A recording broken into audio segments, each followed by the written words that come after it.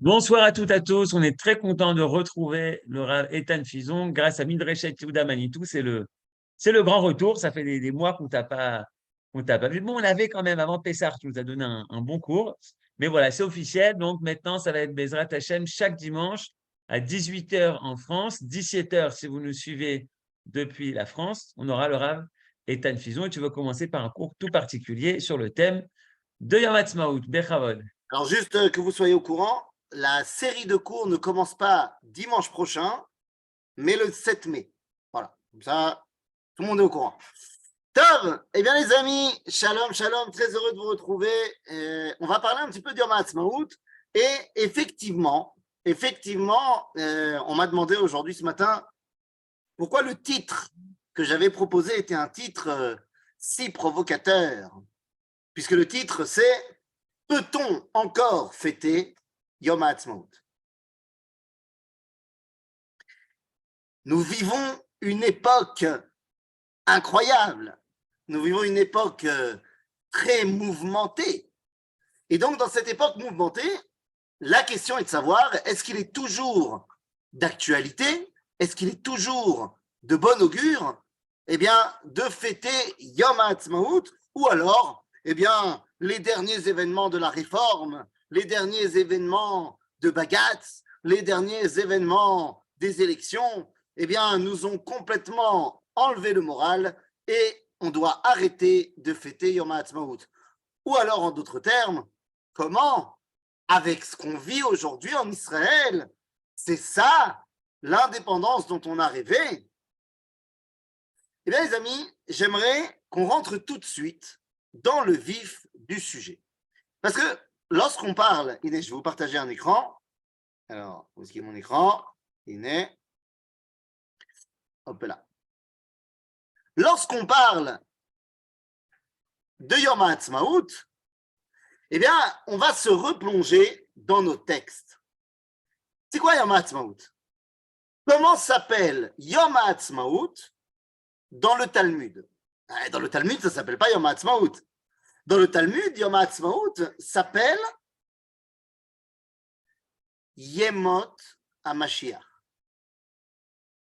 Yemot HaMashiach, les temps messianiques. Pourquoi est-ce que ça s'appelle comme ça? D'où je le sais? Eh bien, parce qu'on va nous dire Amar Shmuel, En bein haolam hazeh leyemot HaMashiach, ela shiabud malchuyot bilvad. La seule différence entre Olam Hazeh et Yemot HaMashiach, ce sont l'asservissement des nations. En d'autres termes, est-ce que le peuple juif est indépendant ou est-ce qu'il ne l'est pas? Donc, Yemot HaMashiach, nous on l'a traduit aujourd'hui en Yom Ha'atzmaut. Et donc, la question est la suivante. Est-ce que le Talmud, il y a 1600 ans, avait déjà des craintes par rapport à notre époque? Eh bien, la réponse est que oui, bien sûr. Et à tel point, le Talmud a des craintes que 3 des plus grands Amoraïm ont peur de notre époque. Ils ont tellement peur de notre époque qu'ils disent tous les 3, je ne veux pas y vivre. Le premier d'entre eux qui dit ça, il est là. Regardez, je vous le montre ici dans la... Hop là, je vous mets en bas. Si tu arrives à agrandir un peu parce que là, Ah, très bien, parce qu'on arrive à agrandir un petit peu. J'ai une question, ça. normalement, tu fais contrôle et si tu as une molette sur ta… Voilà, Voilà, génial. t'as vu ou pas? Et donc, ça commence ici. Je vous le mets en bleu. Amar, Oula, Yete, Velo Achmine. Le premier rabbin qui dit il ne veut pas voir notre époque, c'est Oula, un des Amoraïm. Et pourquoi il ne veut pas voir? Il dit qu'il vienne, le Mashiach, l'époque messianique, je ne veux pas la voir. Alors pourquoi il dit ça? Eh bien parce que Oula a peur. Il a peur de quoi? Il a peur de la chute spirituelle du peuple juif à l'époque messianique. C'est-à-dire que Oula sait que lorsque le peuple juif reviendra sur sa terre, qu'on reconstruira un État, fondamentalement, on ne sera plus au Beth Midrash, et ça, il n'est pas prêt à le vivre. Donc il y a des gens qui disent, lorsque les Juifs abandonnent la Torah, moi je ne suis pas capable de voir la main de Dieu.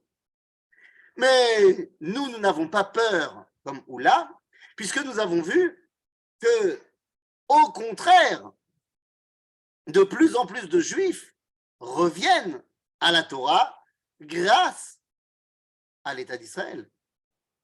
Et pour preuve, j'en veux simplement les chiffres.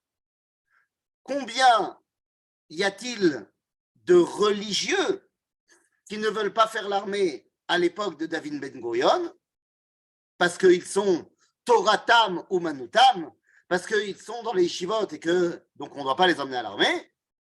Eh bien, on parle de quelques centaines. Aujourd'hui, c'est un vrai problème de société. Ça montre à quel point la Torah a grandi en Israël. Mais on y reviendra dans la Torah. Après, il y a un autre rabbin qui a peur. Il s'appelle Vchen Amar Rava, Yete Velo Achmine. Rava, lui aussi, il a peur. Lui aussi, il dit qu'il vienne, le Mashiach, mais moi, je ne veux pas être là.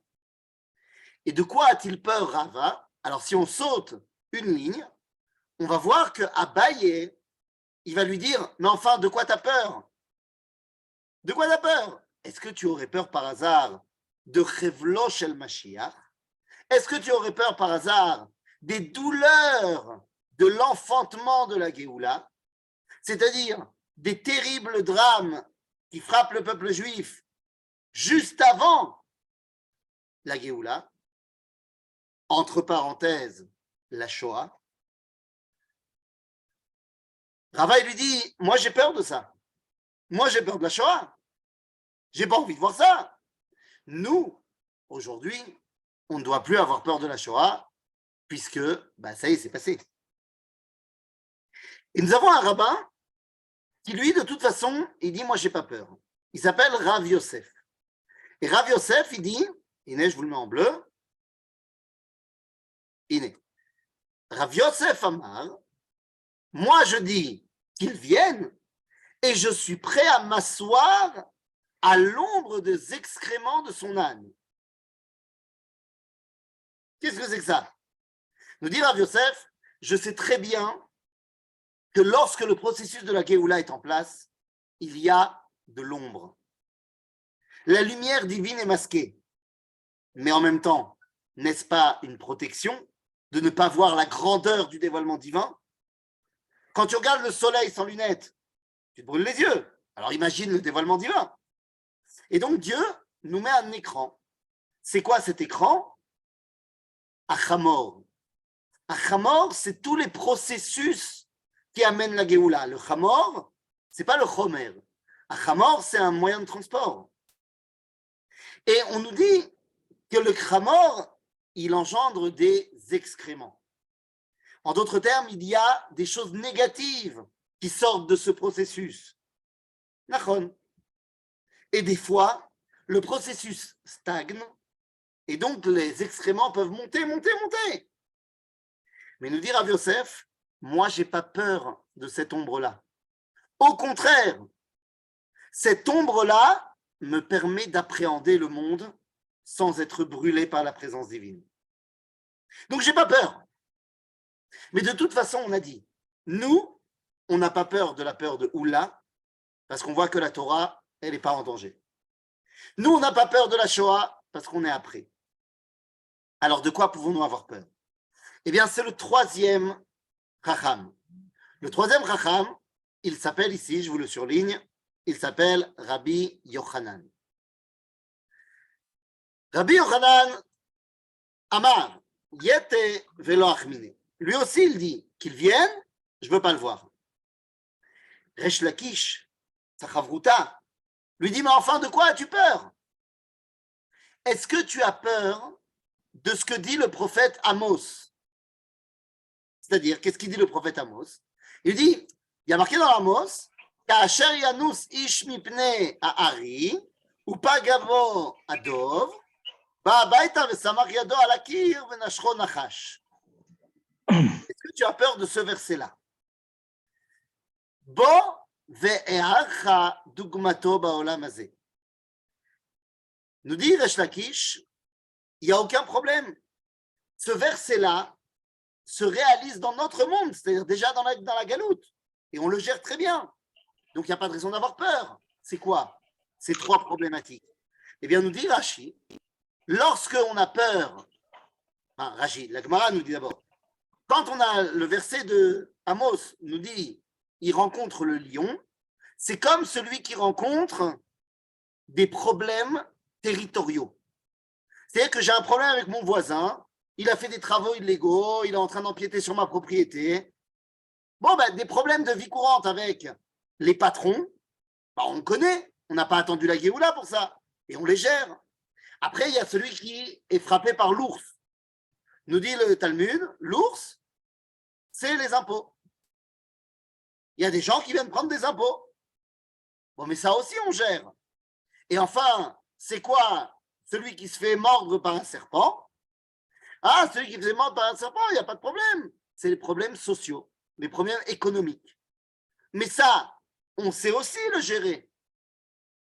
Donc, nous dit Resh Lakish, à Rabbi Yochanan, n'aie pas peur que pendant la Géoula, il y ait des problèmes avec tes voisins, des problèmes avec les impôts et des problèmes socio-économiques.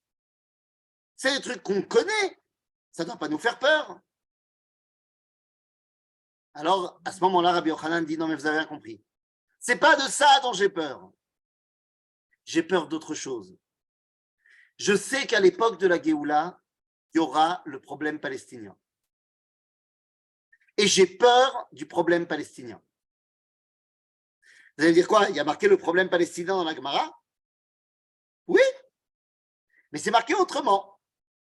C'est marqué, nous dit Rabbi Yochanan, j'ai peur de la Haggadah que tout le monde raconte. C'est quoi cette Haggadah que tout le monde raconte?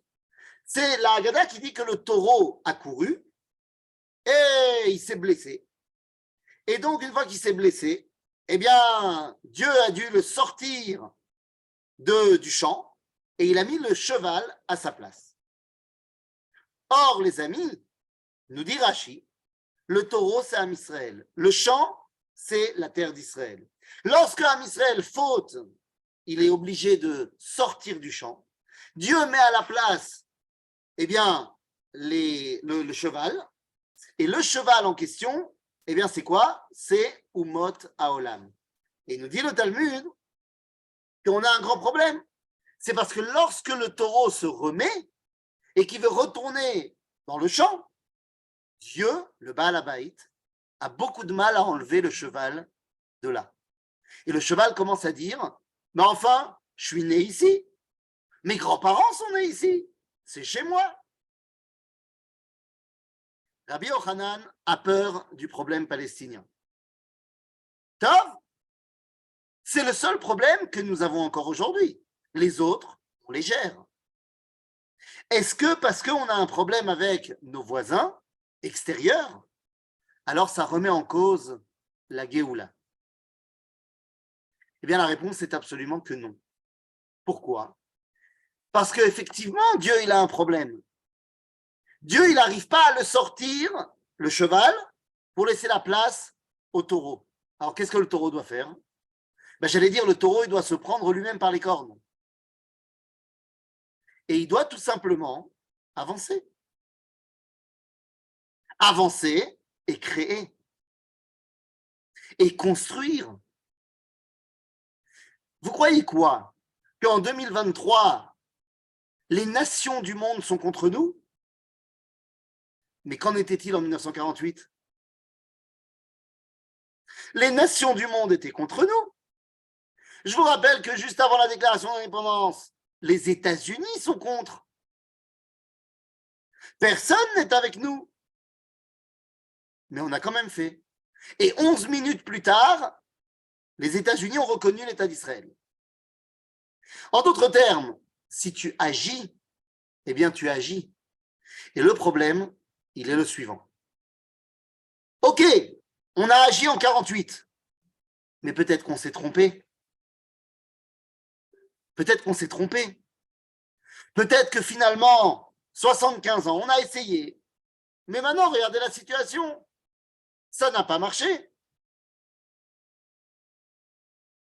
Il y a des gens qui s'appelaient à l'époque Datan et Aviram. Datan et Aviram ont remis en cause la Géoula de Mitzrayim à chaque instant. Est-ce qu'ils étaient légitimes dans leur remise en cause? De tout le temps dire à Moshe, ouais, c'est ça la Géoula, ouais, c'est ça. Eh bien, on peut dire que Datan et Aviram, lorsque Moshe arrive en Égypte et leur dit « Dieu m'a envoyé pour vous sauver », le fait qu'ils soient sceptiques, c'est légitime. Une fois que Moshe a envoyé les 10 plaies, a ouvert la mer, nous a sortis d'Égypte, nous a donné la manne, nous a donné l'eau potable et nous emmène aux portes d'Eretz Israël, et tu continues à douter, là, il y a un problème. Vous savez, aujourd'hui, il y a une question de savoir, est-ce qu'on doit dire le Hallel à Yom HaAtzmaut?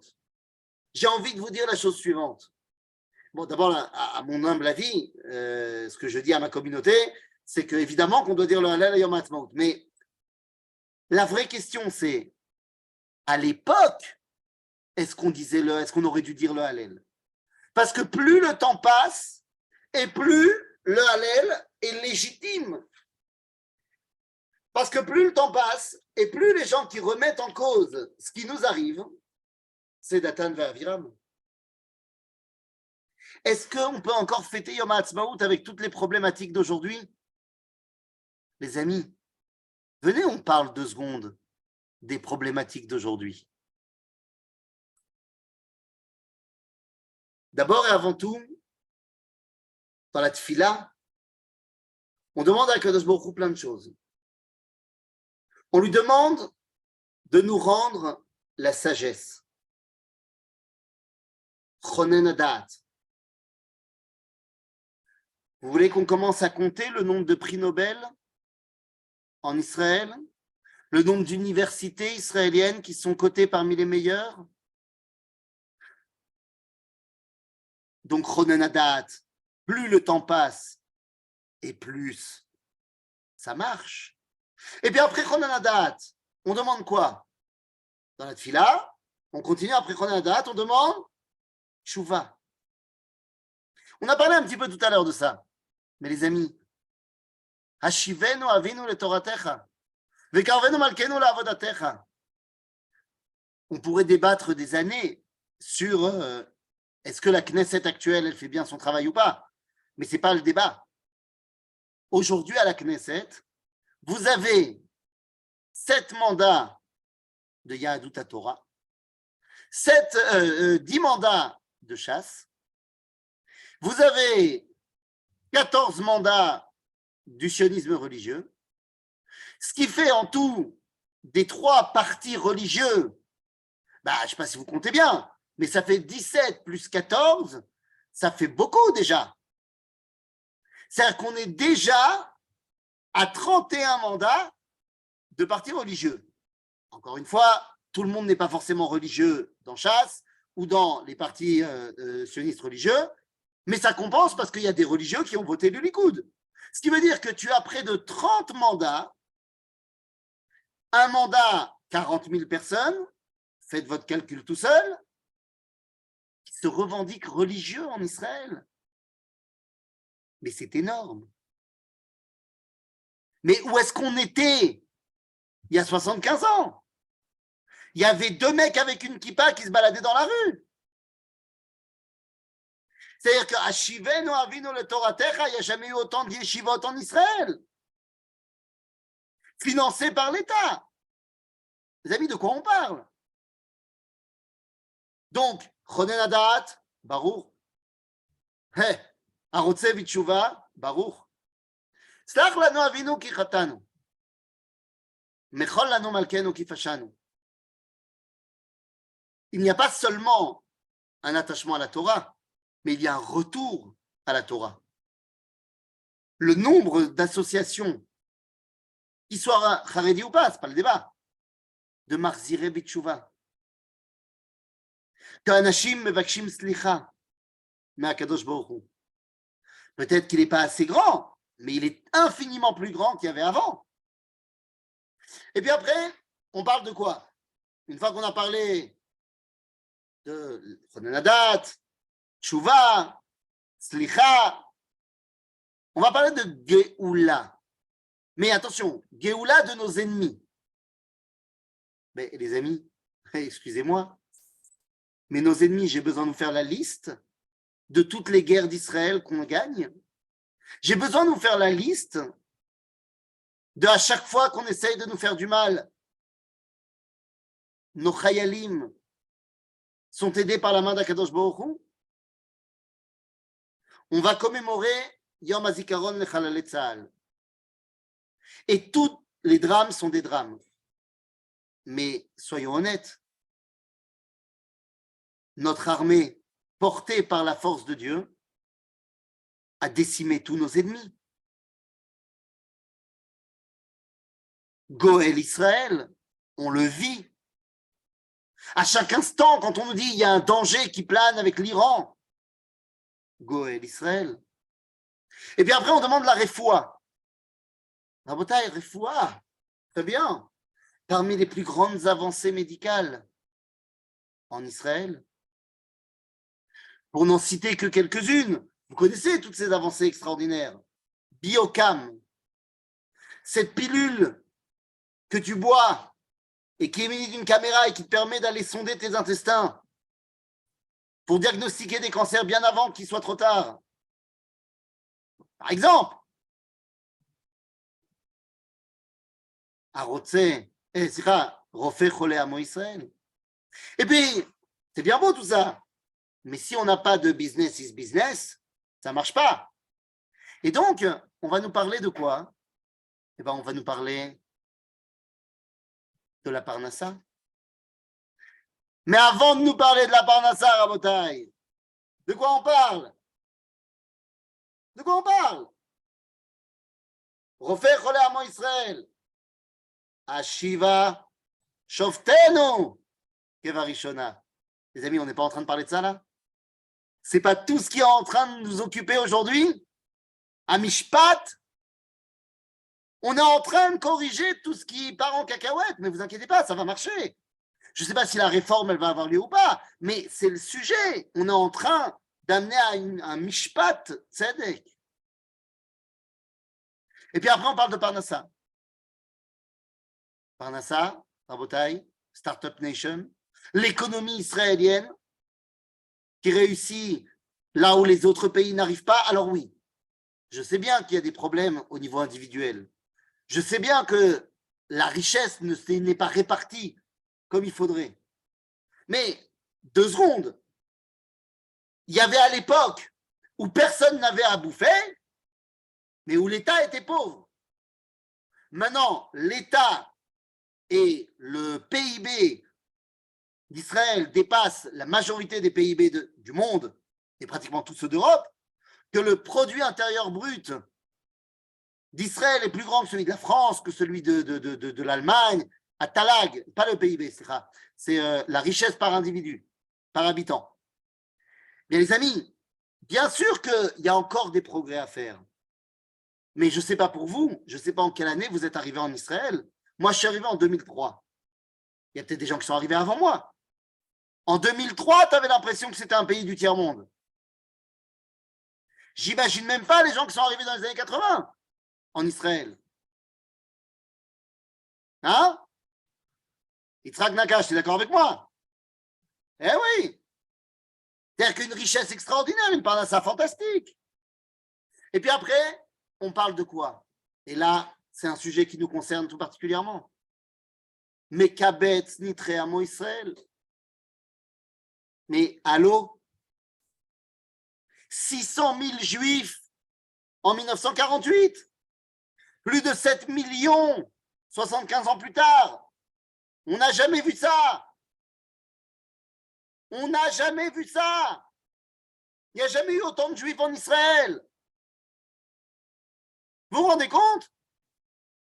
Et puis après, Kibbutz Galouyot, de quoi on parle? Aminim, Felamalchinim, Altei Tikva. On ne va pas laisser les Réchaïm s'en sortir. Et en plus, on va mettre en avant les tzadikim. Alors peut-être que sur ces deux points-là, on doit travailler. On doit encore travailler sur la minim et la malchinim, et on doit travailler en côté sur les tzadikim, j'avoue. Mais par contre, Bonne Yerushalayim. Mes amis, c'est pas que Bonne Yerushalayim, c'est Bonne Kol Israël.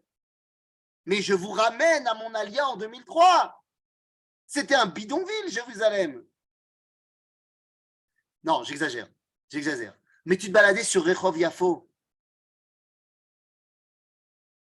Vous vous rappelez les autobus rouges? Tout moche. Et puis je ne te parle même pas de ce qui était le développement de toutes les autres villes d'Israël. Les amis, est-ce qu'on compare le Israël des années 50 avec Israël en 2023? Baruch Ata Hashem Bonei Yerushalayim. Va te balader dans les rues de Jérusalem, il y a des embouteillages tout le temps, il y a des constructions tout le temps. Tout le temps! Nous disait le prophète Jérémie, Darchet Tzion Avelot, En Baïsh. Les chemins de Tzion sont endeuillés, il n'y a personne. Et aujourd'hui, quand tu vas avoir le bonheur ou le malheur d'aller faire un tioul à Yom HaAtzmaut, tu vas être pris dans les embouteillages pendant des heures. Parce que tellement il y aura de monde. Vous comprenez ce que je suis en train de vous dire? Toute la tfila, tout ce qu'on demande.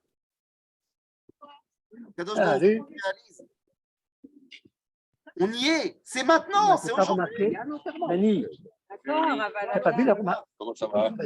Fabien, il faut fermer ton micro. Non, t'as vu les gens qui sortaient? Moi, peux fermer quand je suis arrivé, ils sortaient la goufa. Donc après, ça va? C'est même pas. C'est toi? Bien, C'est bien. Alors, ça va, tu vas bien? Sfachot, vous attachez? Ça va, c'est pas bien. Merci.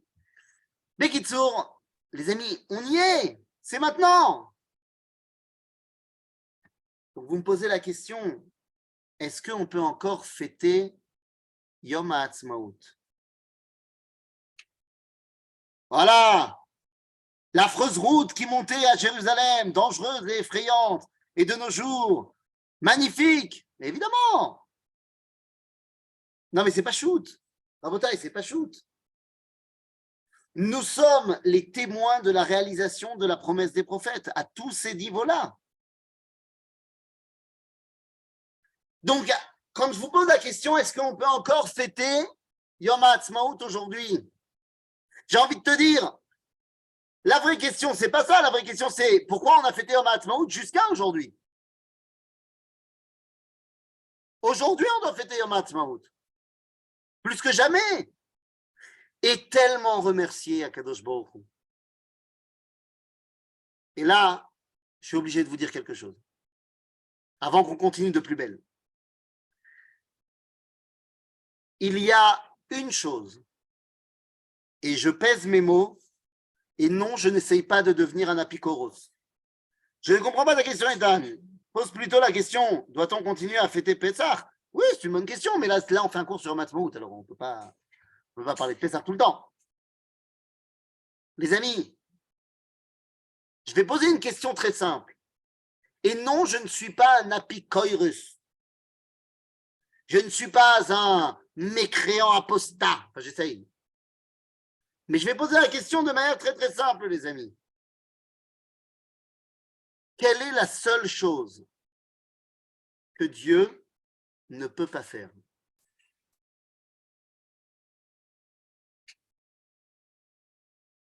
Et non, je ne vous parle pas du libre arbitre. Hein. Je ne parle pas, il ne peut pas créer une pierre qui ne peut pas soulever. Non. Il y a un truc que Dieu ne peut pas faire. Et effectivement, Laure, tu as raison. Dieu ne peut pas se dire merci à lui-même à notre place. Non, mais ce n'est pas une plaisanterie. Les amis, nous sommes ici dans ce monde pour une raison. Nous sommes dans ce monde pour parfaire le monde et nous devons corriger les erreurs qui ont pu s'y glisser depuis Adam Arishon. Or, la première erreur, la première faute que nous devons corriger, c'est laquelle? Quelle est la première faute que nous devons corriger? Ne me dites pas le coup de la pomme. Pourquoi ne me dites pas le coup de la pomme? C'est vrai, bon, ce n'est pas une pomme, mais parce qu'on dit dans les slichot, Ma'avir Rishon Rishon. Disait Manitou, Mazé Ma'avir Rishon Rishon, c'est-à-dire que la première faute, tu l'enlèves. C'est une erreur de jeunesse. Yallah. Ma'avir. Donc en fait, la vraie première faute, c'est la deuxième faute. Et c'est quoi la deuxième faute? C'est que Adam Arishon, au lieu de remercier Dieu pour sa femme, il lui a dit « Ah, c'est pas moi, hein, c'est elle !»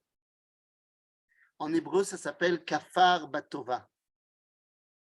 Donc, puisque la première faute de l'homme, c'est manquer de reconnaissance, tikkun haolam, c'est dire merci.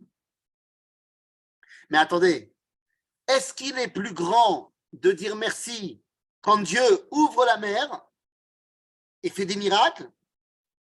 Ou est-ce qu'il est plus grand de dire merci quand tout passe par ma force et mon bras? Vous vous rappelez de ce verset dans la Torah qui dit «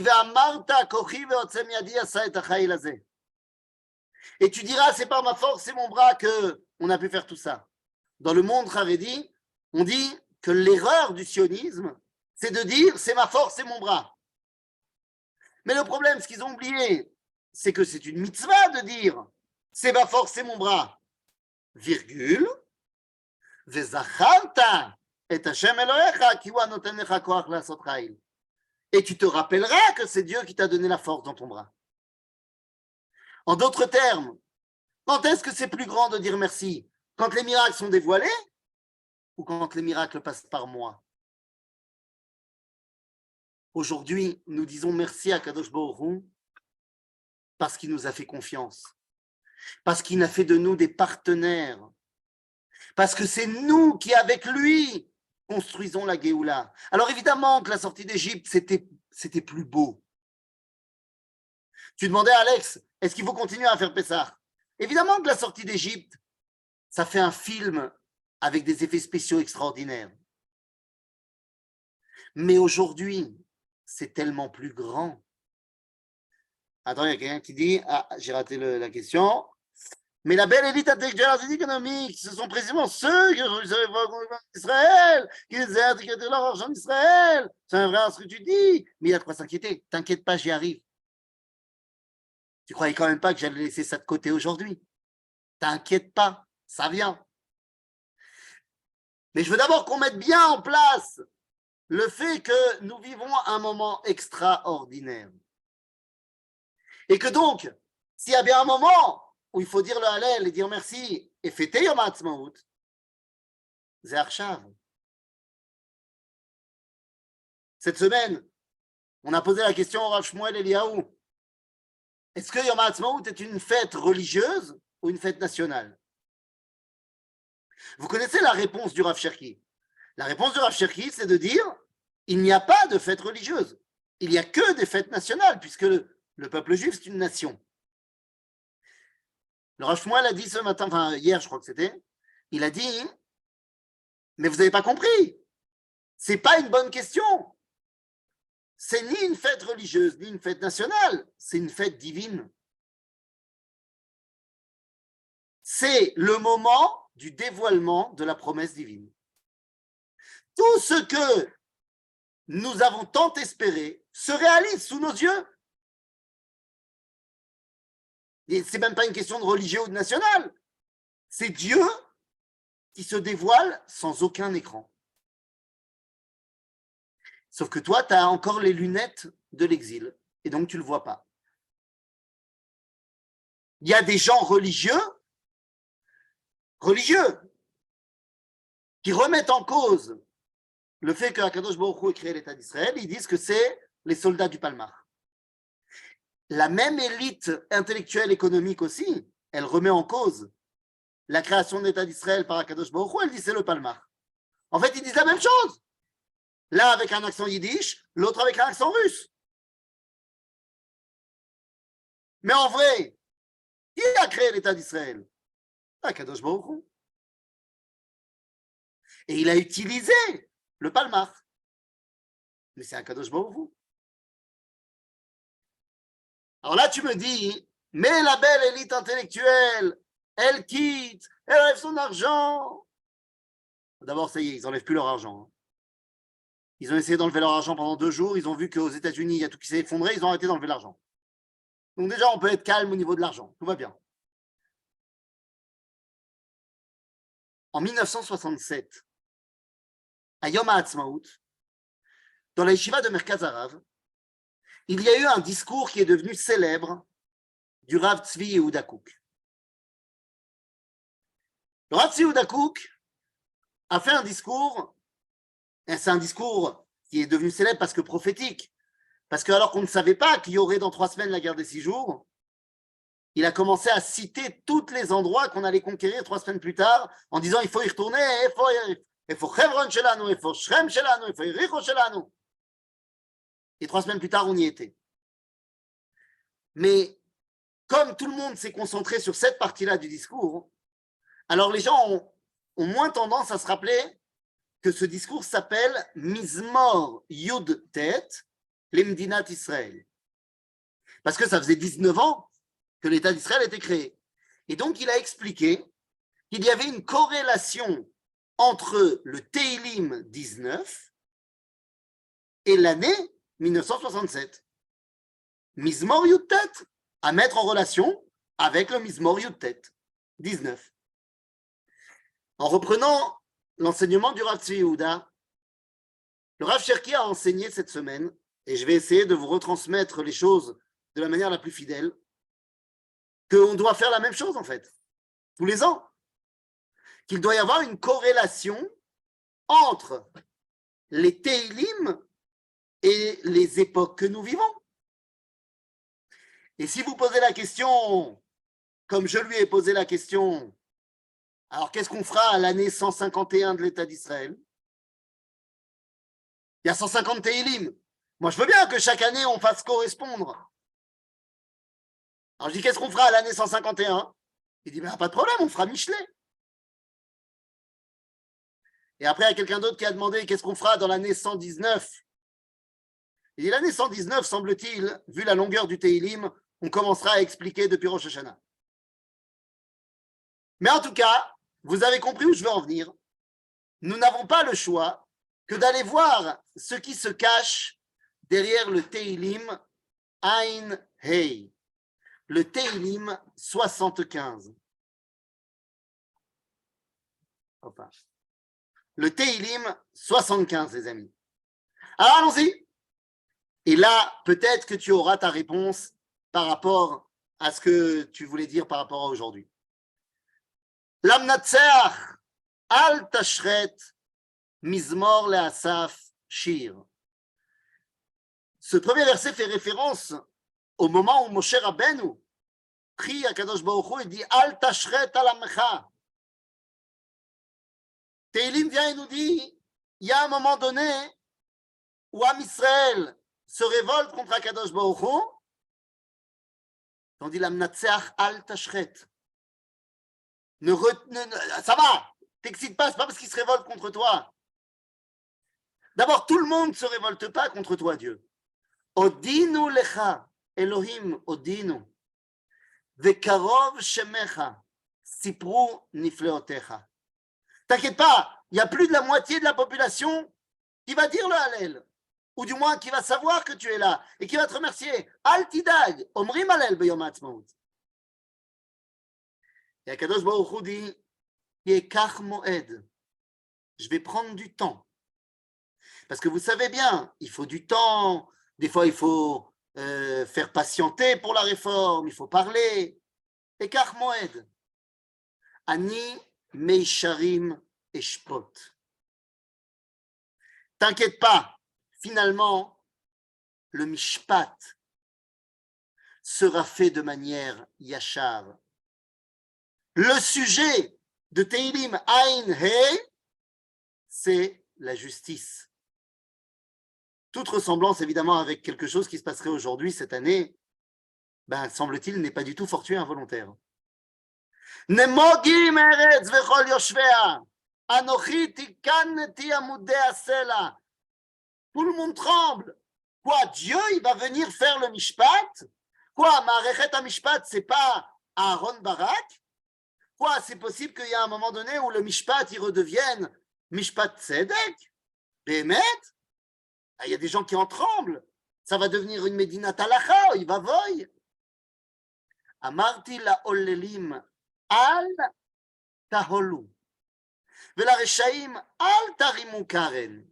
J'ai dit à tous ceux qui ont peur, n'ayez pas peur. N'ayez pas peur.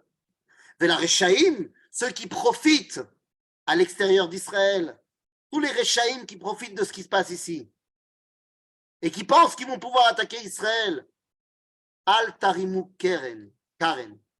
Ne relevez pas vos cornes, en d'autres termes, ne relevez pas la tête, calmez-vous. Vous n'avez aucune chance. Al tarimu lamarom karnechem. Tedaberu betsavar atak.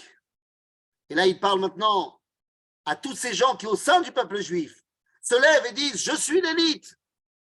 Anim daber im tsavar atak. Tu sais, la tête bien haute comme ça. Al tarimu למרום קרניכם, תדברו בצוואר עתק, כי לא ממוצא וממערב, ולא ממדבר הרים. Vous croyez quoi? Que c'est parce que vous venez ממוצא ou ממערב? Vous croyez que vous venez de l'Est ou de l'Ouest? C'est ça qui va changer quelque chose? Genre Ashkenaz Séfarad? ולא ממדבר הרים, כי אלוהים שופט. זה ישפיל וזה ירים. C'est Akadosh Baruch Hu qui décide, grâce à la Torah Tzedek, qui a raison et qui a tort. C'est pas הסבירות של השופט הנאור, כי אלוהים שופט.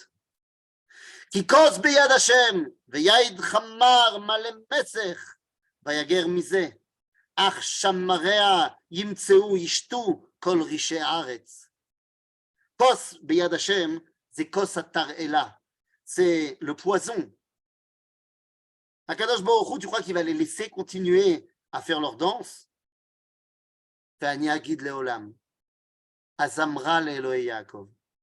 De tout ça, qu'est-ce qui va sortir? Tu vas pouvoir énoncer ça aux yeux du monde entier. Azamra le'Elohei Yaakov. On va faire une chanson encore plus belle pour Akadosh Baruch Hu. Vechol karnei reshaim agadea.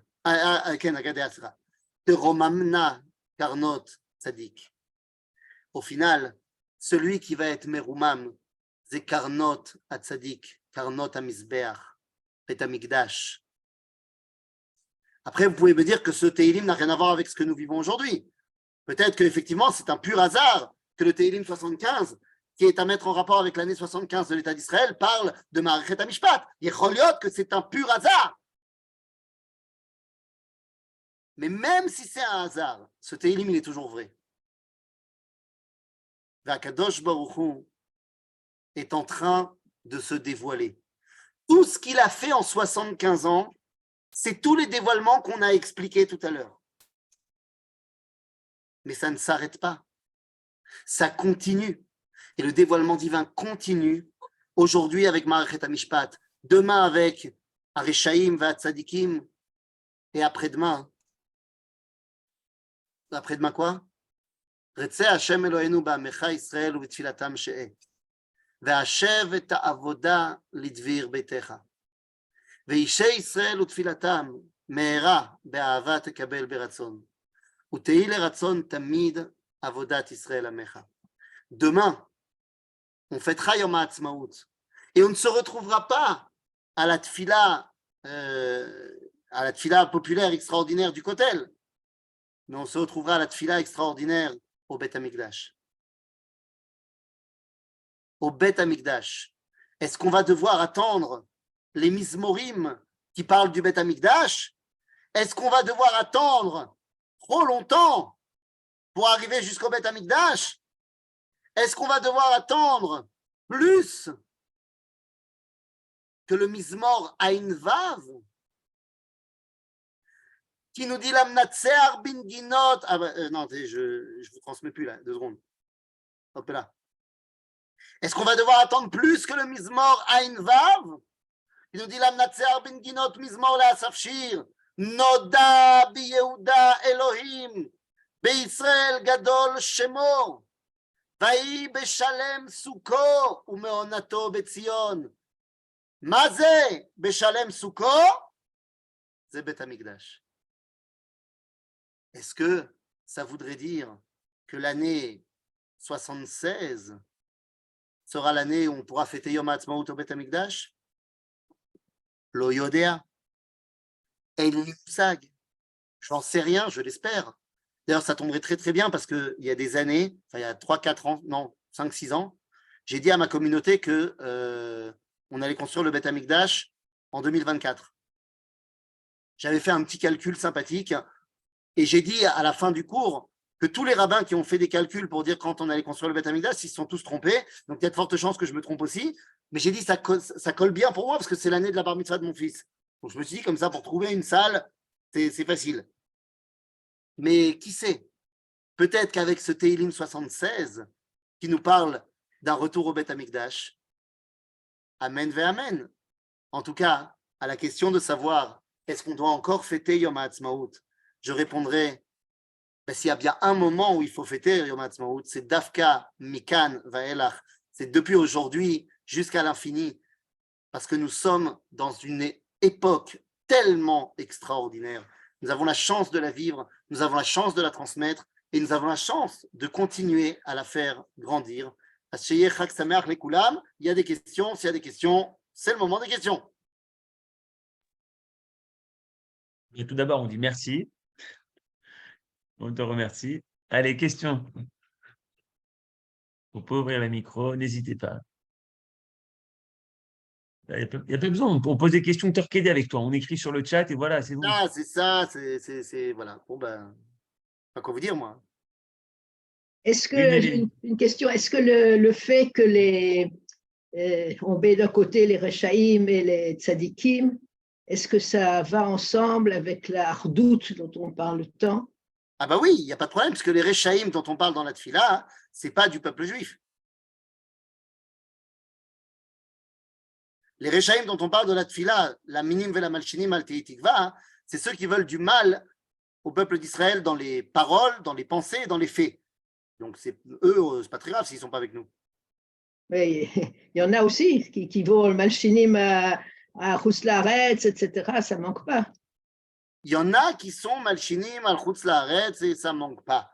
Qu'anirait que quelqu'un qui veut le mal du peuple juif, il s'auto-exclut du Ham Israël. Tu sais, on ne peut pas toujours, je vais te dire, on ne peut pas toujours être monochrome. Quand on parle des gens qui sont des Neturei Karta, qui vont se faire prendre en photo avec Ahmadinejad, qui vont soutenir l'autorité palestinienne et le Hamas, machin, on n'a pas de problème à dire, malgré leur chapeau et leur péote et leur barbe, ces gens-là, ils ne font plus partie du peuple juif.